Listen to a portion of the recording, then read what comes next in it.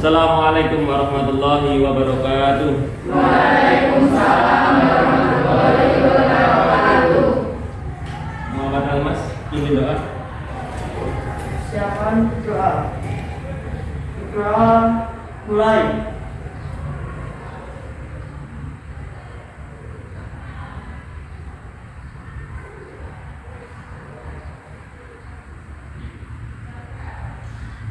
Doa selesai. Gimana anak-anak kabarnya pagi hari ini? Sehat semuanya? Alhamdulillah.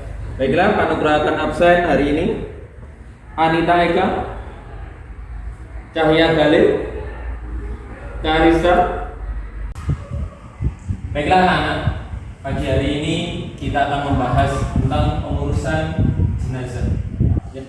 Sebelumnya kemarin kita belajar tentang berani hidup jujur. Ya, kita belajar tentang kejujuran, belajar tentang syaja'ah, keberanian. Dan kali ini di bab yang terbaru, yaitu kita akan belajar tentang kepengurusan jenazah. Dalam materi hari ini, minimal kita bisa mendapatkan yang pertama sikap spiritual, yaitu menerapkan penyelenggaraan jenazah sesuai dengan ketentuan syariat Islam. Setelah nanti kalian belajar tentang pengurusan jenazah, harapannya yang pertama kalian bisa menerima penerapan penyelenggaraan jenazah sesuai dengan ketentuan syariat Islam. Kemudian yang kedua, meyakini bahwa penerapan penyelenggaraan jenazah sesuai dengan ketentuan syariat Islam. Kemudian yang ketiga, mempertahankan keyakinan bahwa penyelenggaraan jenazah sesuai dengan ketentuan syariat Islam. Kemudian dalam anak-anak, silakan kalian lihat gambar tentang kepedulian terhadap jenazah. Jadi saat seorang muslim, mungkin itu dari tetangga kita, sepupu kita, atau bahkan orang tua kita, orang yang terdekat kita meninggal, kewajiban kita sebagai seorang muslim untuk merawat jenazahnya. Yang pertama, kalian lihat, dimandikan. Setelah dimandikan, kemudian yang kedua, dikafani. Kemudian setelah dikafani, disolatkan, dan yang terakhir yaitu dikuburkan. Silakan kalian lihat di halaman 32 paket PAI kalian. Di situ kalian baca sendiri tentang dalil-dalil dan hadis tentang kepedulian terhadap jenazah. Silakan kalian baca dulu. Halaman 32. Setelah kalian baca, kalian catat inti-inti dari pelajaran tersebut.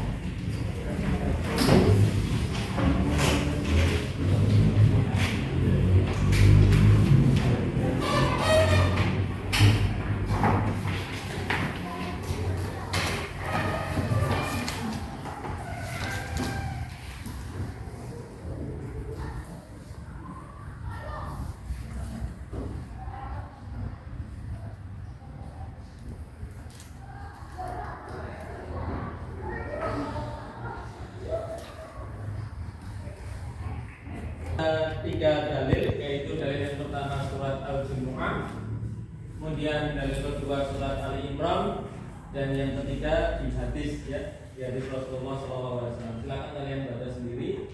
Nanti yang penting-penting kalian catat di buku kalian.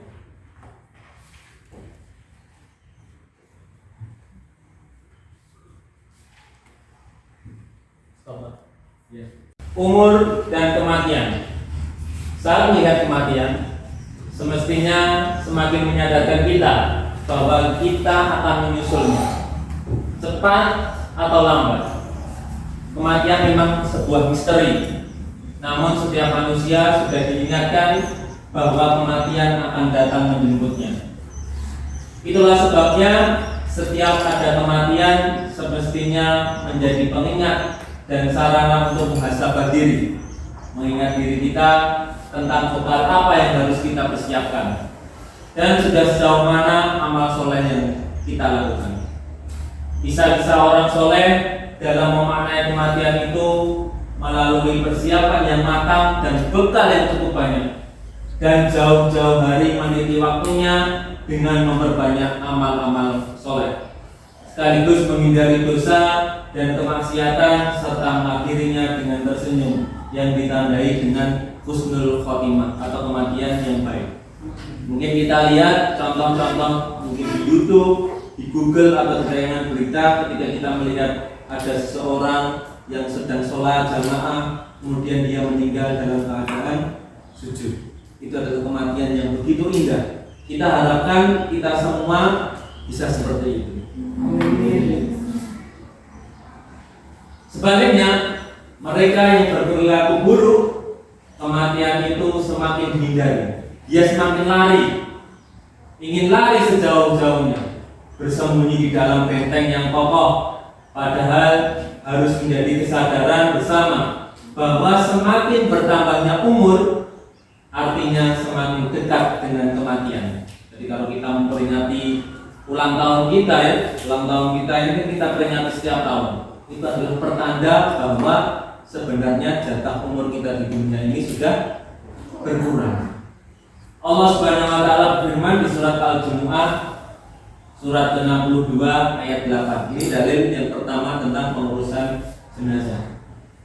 Allah Subhanahu wa taala berfirman yang berbunyi, A'udzubillahi minasyaitonirrajim. Bismillahirrahmanirrahim. Qul innal mautal ladzi tafirruna minhu fa innahu mulaqikum. Tsumma turadduna ila alimil ghaibi wasyahadah fayunabbi'ukum bima kuntum ta'malun.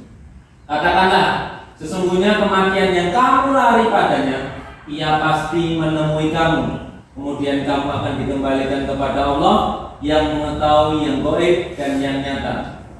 Dia menceritakan atau memberitakan kepadamu apa yang telah kamu kerjakan. Ini dalil yang pertama tentang kepedulian kita terhadap jenazah. Kemudian yang kedua, kematian merupakan ketentuan Allah Subhanahu wa taala. Sudah sunatullah, sudah ada catatannya kapan kita mati, ya, kapan kita meninggal dunia, hidup kita sampai umur berapa, sudah ada. Dan tidak ada satupun orang yang dapat menghindarinya. Kematian merupakan hal yang pasti, cepat atau lambat pasti akan datang. Semua makhluk hidup akan merasakan mati. Tidak ada seorang pun, baik dia kaya raya atau miskin, berpangkat, seorang presiden, orang biasa, tua atau bahkan muda, maupun yang siap atau tidak siap, semuanya akan menjemput kematian. Hal ini sesuai dengan firman Allah Subhanahu wa taala di surat Ali Imran ayat 185. Ini dalil yang kedua tentang pengurusan jenazah, yaitu Allah Subhanahu wa taala berfirman, kullu nafsin dha'iqatul maut wa innama tuwaffawna ujurakum yaumal qiyamah faman zuhziha 'anil nari wa udkhilal jannah faqad faza wa mal hayatud dunya illa mata'ul ghurur. Yang artinya setiap manusia itu pasti akan merasakan yang namanya kematian. Dan sesungguhnya kepada Allah lah kalian akan diberi balasan yang sempurna di hari kiamat. Faman zuhziha 'anil nari wa udkhilal jannah faqad faza. Artinya barang siapa kesuksesan dalam arti Allah itu adalah bukan sukses kaya raya di dunia, tidak. Sukses dalam arti di dalam Al-Quran surat Ali Imran ayat 185 ini, yaitu barang siapa nanti di akhirat terhindar dari neraka dan dimasukkan ke dalam surga, faqad faza. Dialah orang yang sukses sebenar-benarnya sukses. Wa ma hayatud dunya illa mata'ul ghurur. Dan hanya kehidupan dunia ini kesenangan yang menipu, yang melalaikan, karena tidak ada yang kekal. Kemudian kematian menjemput seseorang dengan beragam sebab dan beraneka ragam cara kematian. Di Indonesia 3. ya, itu kegiatan selanjutnya ketika Pak Miko sudah menjelaskan tadi ya tentang 3 dalil tentang pengurusan jenazah. Tugas kalian kali ini kita akan memakai metode think, pair, share atau TPS.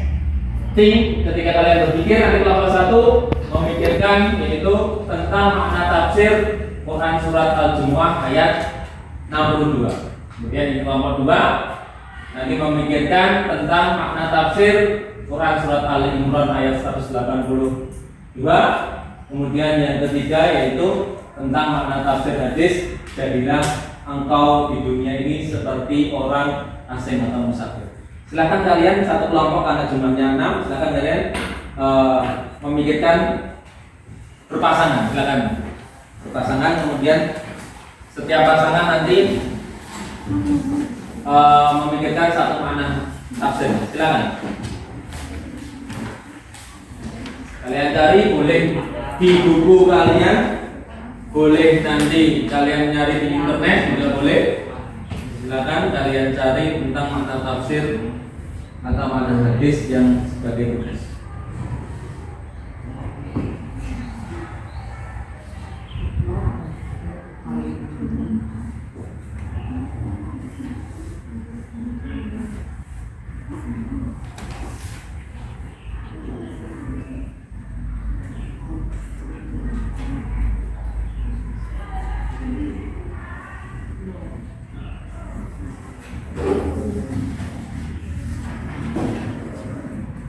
Assalamualaikum warahmatullahi wabarakatuh.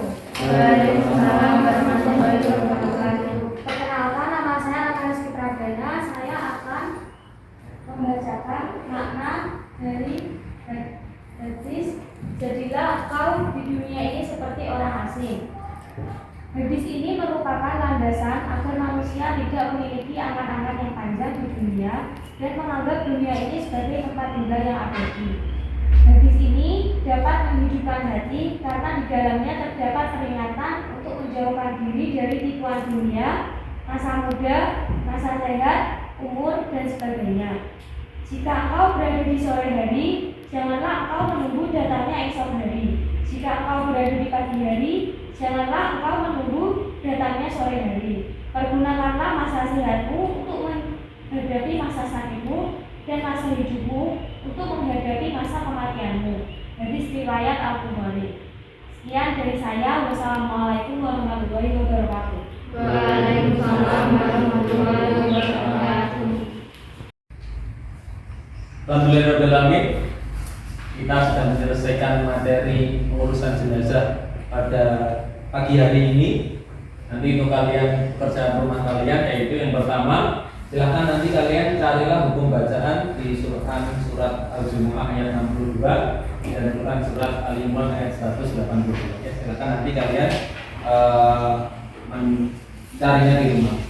Kemudian jangan lupa nanti sebelum pekan depan kita bertemu lagi. Sebelumnya silahkan kalian belajar dulu tentang materi berikutnya, yaitu masih tentang penyelenggaraan jenazah, tapi kali ini bukan dalil lagi, yaitu kali ini lebih ke praktek kita, yaitu tentang memandikan, mengkafani, menyolatkan, dan menguburkan.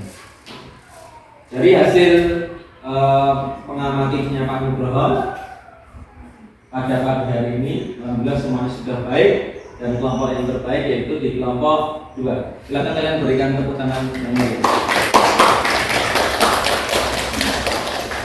Terima kasih. Marilah kita akhiri pertemuan pada pagi hari ini dengan bacaan hamdalah bersama-sama. Alhamdulillah. Sekian dari Pak Nugroho, kurang lebihnya Pak Nugroho minta maaf. Assalamualaikum warahmatullahi wabarakatuh. Waalaikumsalam warahmatullahi wabarakatuh.